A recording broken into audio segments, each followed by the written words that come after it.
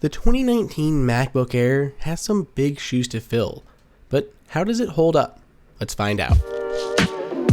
Welcome everyone, it's Andrew here from AppleInsider, and this is the 2019 MacBook Air. You'd be forgiven if you thought it was the 2018, because between the two of them, there's not really a lot of external differences. They look identical, they have the same ports, and really even the same specs.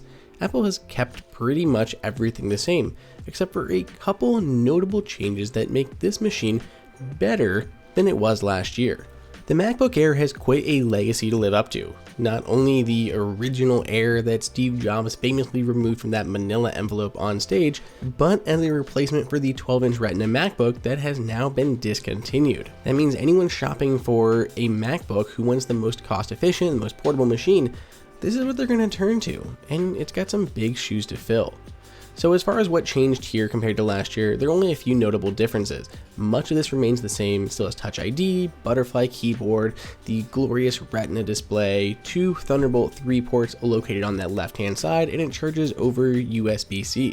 Some people still don't love the USB-C, but we've really embraced it, and it seems most everything is launching with USB-C ports now anyway. We also have a headphone jack located there on that right hand side. The body is still super thin and it is roughly a quarter pound lighter than the 13-inch MacBook Pro, which Apple also recently updated. Performance is going to be exactly the same as we saw last year. Apple made no changes to the internals, and this is a 1.6 GHz 8th generation Intel processor. It's dual core with 8 gigs of RAM and 128 gigs of storage.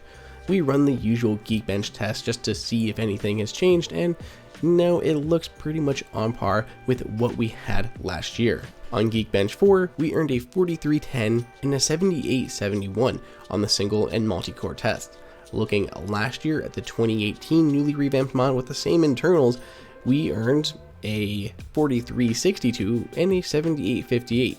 These numbers change a little bit, they're not exact each time, so we really aren't surprised by that slight change. It's pretty much identical and on par with last year's performance. In Cinebench R20, which is an updated version of the RF15 test that we usually run from previous generations, we got a 643. None of these numbers are bad really, they're just still solid numbers, but the performance still struggles when you get into heavier applications such as Final Cut. When it did come to changes though, Apple made a couple notable ones.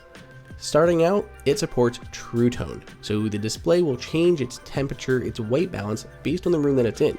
It's really nice and easier on the eyes, and the display doesn't look so harsh. Apple has included this tech in a lot of its other devices, from iPhones to iPads to other Macs, so it's not a surprise that it finally wound up here. The other change is going to be the keyboard. Now, it does still support the row of physical function keys and Touch ID there on the right, so we have no touch bar like we have on the entire Pro line, but the keyboard is now the 3.5 generation butterfly keyboard. Compared to before, it's a little bit quieter, still has the same shallow key movement, but it's just less clacky. It just feels a little bit quieter, a little bit softer to type on, and honestly, we like typing on it. We have no problems typing on it.